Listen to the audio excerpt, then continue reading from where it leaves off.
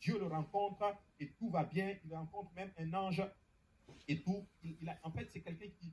Jacob, c'est une personne assez spéciale. Même quand il fait du mal, même quand il fait tout, il est béni. Matériellement. Alléluia. Il a des troupeaux et tout. Mais il n'est pas encore transformé. Il y a encore la fourberie en lui, la tricherie en lui et tout. Alléluia. Mais après 20 ans de bénédiction, il va rencontrer un ange dans sa plus grande crise, faisant face à Ésaü de nouveau. Je vais réitérer encore ceci. Je l'ai dit et je vais le redire. Les crises ne sont pas forcément mauvaises. Des fois, ça prend une crise pour t'amener à sortir de toi et à te transformer. Alléluia. Et cette fois, il se bat jusqu'au jour et il va être changé à jamais dans un lieu qu'on appelle Péniel. Maintenant, nous allons parler un peu des anges, parce qu'il s'est battu avec un ange. Je sais que certains d'entre vous, vous croyez aux anges. Si vous ne croyez pas aux anges, vous êtes vraiment en train de faire une erreur. Mais les anges existent. L'activité angélique se voit dans les Écritures et le mot ange veut dire messager. Plus de 230 fois, nous les trouvons en train de faire leur travail et ces anges-là font vraiment l'œuvre du Seigneur.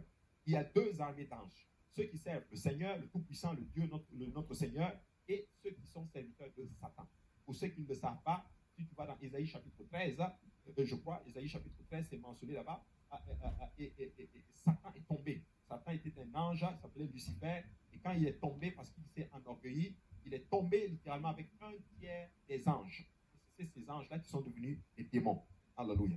Maintenant, les anges étaient les premiers, alléluia, les premiers et les plus élevés de la création, en fait. Ils ont été créés avant nous, vous voyez.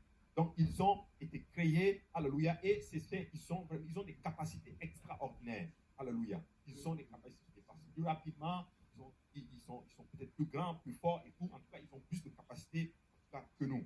Chaque ange a été créé directement, pas né comme un être humain. Amen. Alléluia. Pas nés comme, donc ils sont créés, ils ne sont pas nés. Et leur nombre est inexact, plutôt pas inexact, mais leur nombre, si tu veux, est intact. En d'autres termes, c'est fini. Par exemple, si nous ne connaissons pas le nombre, on sait qu'il y a des myriades d'anges, mais c'est un nombre fini.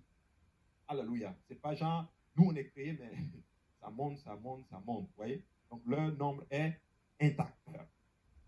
Alléluia. Et Dieu est leur créateur. Alléluia. Et Dieu est aussi, mais il est notre Père, nous aussi. Amen. Les anges ont un type de corps spirituel là qui peut apparaître à l'homme quand Dieu le veut. Donc, ils peuvent être invisibles comme ils peuvent être visibles.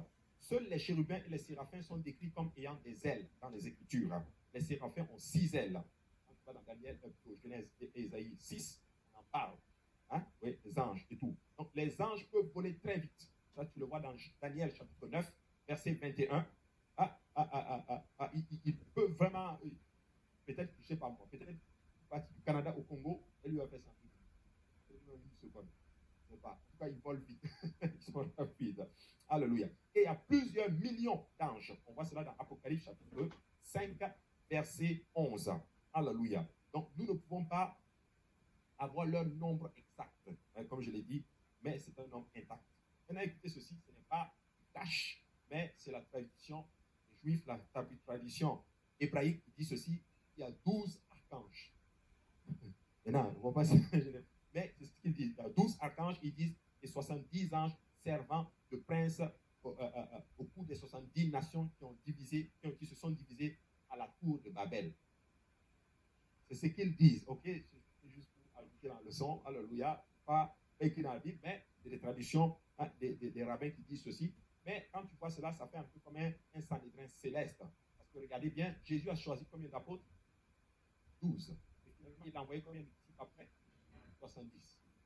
C'est des nombres assez spéciaux. En tout cas, même si tu ne sais pas ça, ce n'est pas grave. On va aller au ciel quand même.